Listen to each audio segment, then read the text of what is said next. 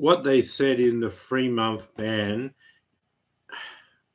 he's been giving a suspension for 3 months. But they said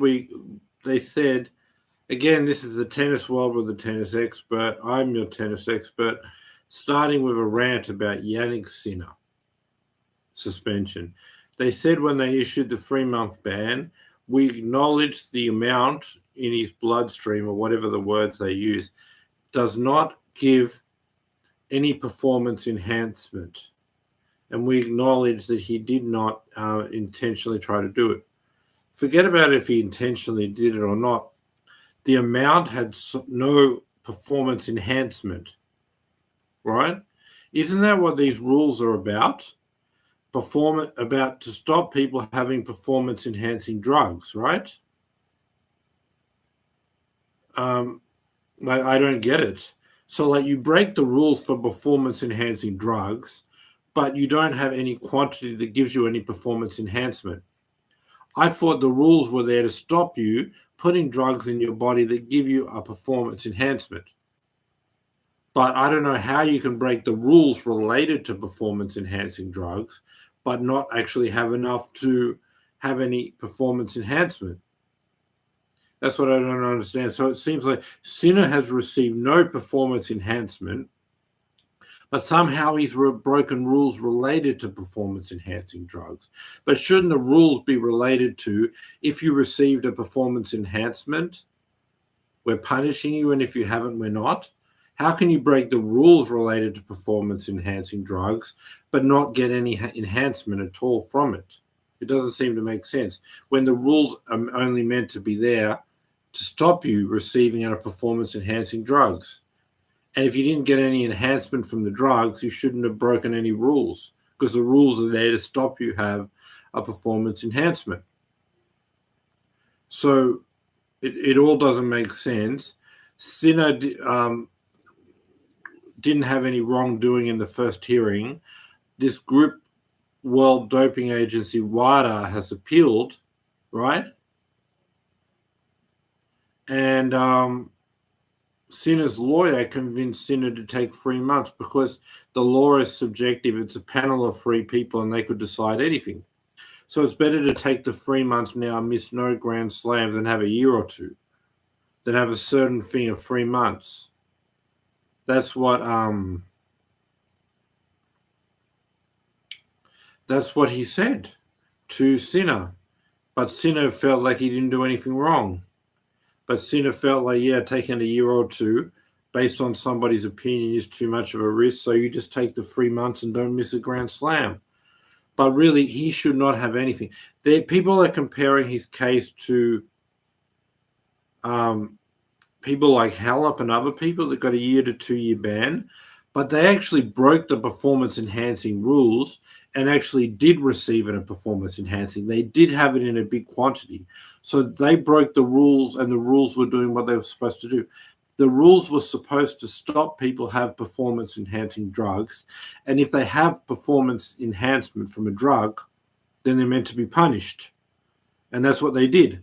Whereas Sinner didn't receive any performance enhancement. So people putting the two things together, saying one person who had such a low quantity, they got no performance enhancement, and someone who got a high quantity that did, it's the same thing. It's not the same thing. And then that special treatment, it's not special treatment. There's actually been people who had Sinner's quantity of drug in them, right? And what happened was they got no ban at all. Sinner's actually being targeted because he's famous and everyone's talking about special treatment. Just like when Djokovic came into the 2022 Australian Open, he was number 1 in the world at the time, I believe. All these lower-ranked female players came in with an exemption. Nothing happened, and they would have been able to play. But because the news went crazy and all blew up and said, look, Djokovic is getting special treatment. So then they had to ban Djokovic for something, and the lower-ranked players they didn't ban because Djokovic was number 1, because Djokovic drew attention. And even though he did the same thing as the others, they said it's special treatment. Now they're comparing Sinner, who received no performance enhancement, and people are comparing him to people that did receive performance enhancement, did have a quantity, and their performance was enhanced. And they're comparing the two things, and they're saying, oh, it's special treatment. But it's not the same thing. They received enough quantity to receive performance enhancement. Sinner didn't. So you can't say, why did Sinner get a better situation? He got a better situation because he didn't do the same thing. It's got nothing to do with special treatment. Same with Djokovic. You're actually treating him worse. They feel like they have to give him 3 months. They have to do something because they'll be accused of giving Sinner special treatment because he's number one.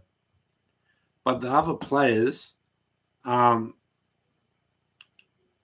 the other players out there who are low ranked, you can just say it's such a low quantity, they received no performance enhancing, they did nothing wrong, dismiss it. But because Sinner is number one in the world, people are going to say that's favoritism. What about all these other cases where they had 100 times more quantity of the drug? That's special treatment. But the lower ranked player gets away with it, but Sinner, they have to make an example out of him. Because if not, they don't want to be accused of special treatment. But if you're a low-ranked player, you do the same thing, you get nothing. Sinner's case is not comparable to those people that got a year or 2 years. Those people had their performance was enhanced by the drug, so that the law did what it was meant to do. Sinner's performance was not enhanced. And other people that had such a small quantity got 0 ban. But Sinner was actually treated worse because he was a better player, because they didn't want to be accused of special treatment. Just like Djokovic was accused of being worse. But the whole thing's ridiculous. He did nothing. He received no performance enhancement. Why would there be any ban at all? Just because there's going to be naysayers who are going to say, oh, it's special treatment. And what about other people that actually had 1,000 times more quantity? They got a ban. This is special treatment. So to stop that criticism, they gave him 3 months. So he was treated worse because he's higher ranked. Same with Djokovic in Australia. When the lower ranked players got in with the vaccine exemption, he did not. Because they're number one in the world. People are going to accuse, oh, you're treating him better than me. Oh, it's unfair. So they have to treat you worse because of all that. So anyway, that's what I think on the Sinner ban. Let's go to the Indian Wells preview now.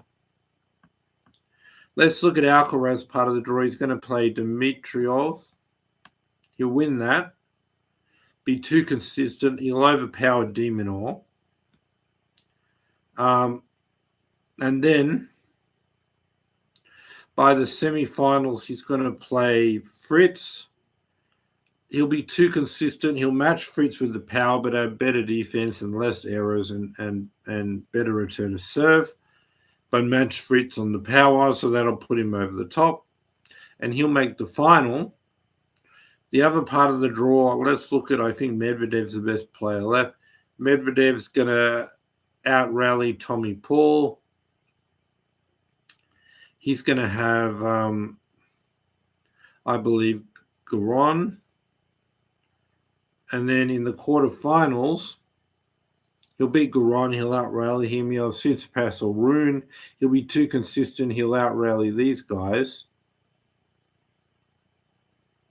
I might be missing around probably maybe Ben Shelton. You might have to beat him, but I'm not sure which side of the draw he's on. But anyway, Medvedev will be in the final against Alcaraz, who I said he's going to be too consistent for. Dimitrov is going to overpower de Minaur. Too good for Fritz. But anyway, he'll be in the final. So we're going to have a replay. I think the last 2 years, it's been a Medvedev.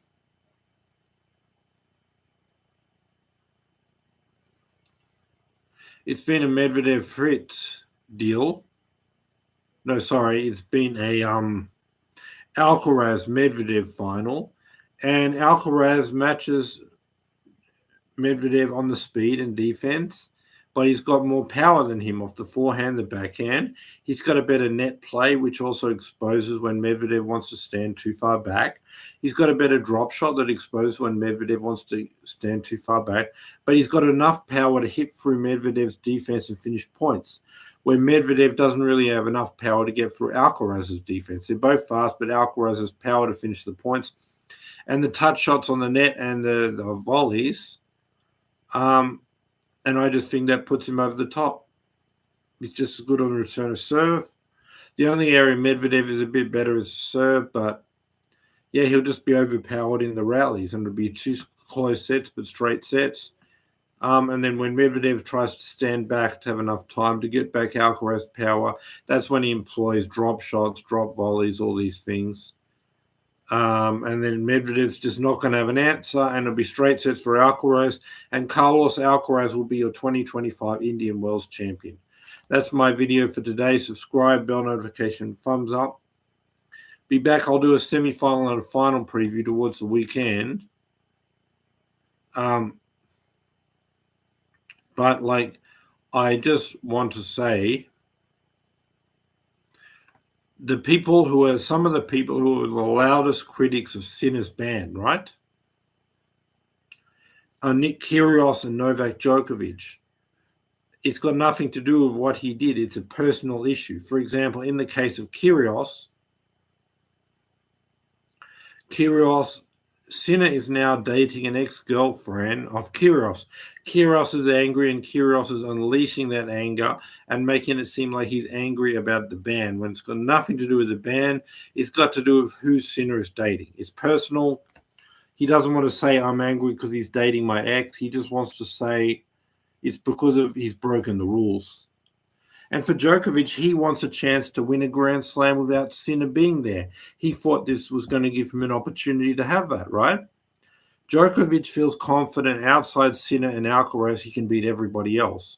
So if he gets rid of 2 of the guys that he might not be able to beat, so if he gets rid of 1 of the 2 and there's only 1 guy that he might not be able to beat, and it's Alcaraz, and Alcaraz is a bit consistent and can sometimes beat himself, now you've got 2 guys who you can't beat. Now it's down to 1 guy who you can't beat. Right? And then that 1 guy can be inconsistent and beat himself like he did at the Australian Open. And then 2 things could happen. Alcaraz could have a bad day against someone else and never get to play Djokovic. So Djokovic plays this weak generation before Alcaraz and Sinner, like the Medvedev, the Tsitsipas, the Rev, and he can do that. He can get another Grand Slam then. Or Alcaraz meets Djokovic, and Alcaraz plays an inconsistent match, and Djokovic is good enough to beat that. But the 1 guy that he can't get past, because Sinner will not have a bad day. Sinner is playing at an elite level, and he's there all the time, and there's no chance of a bad day. Djokovic will have to play him, and will have to play him at his best. And now you get 2 guys you can't beat instead of 1, and one of those 2, Sinner is going to be consistent. You'll have to beat him the whole match at his best. Whereas if Sinner goes away, you got a whole weak generation plus Alcaraz who may have a bad day. That's much more feasible to win a Grand Slam. So Djokovic didn't want Sinner there so he could win a Grand Slam for his own selfish reasons. Whereas Kyrgios has got jealousy about, he's dating his ex-girlfriend, and it's personal. And it's personal for Djokovic. It's got nothing to do with the issues. So don't listen to Djokovic or Kyrgios. They're simply just saying, you're dating my ex-girlfriend and you're going to interfere with my chance to win another Grand Slam. So I want you gone. It's got nothing to do with the issues. So I'll end it there. That's my video. Subscribe, bell notification, thumbs up. Come back Friday, Saturday, semi-final preview, Indian Wells. Thanks for watching. Thanks for being with me, and bye for now. Thanks for watching, guys. Don't forget to subscribe. Bye for now.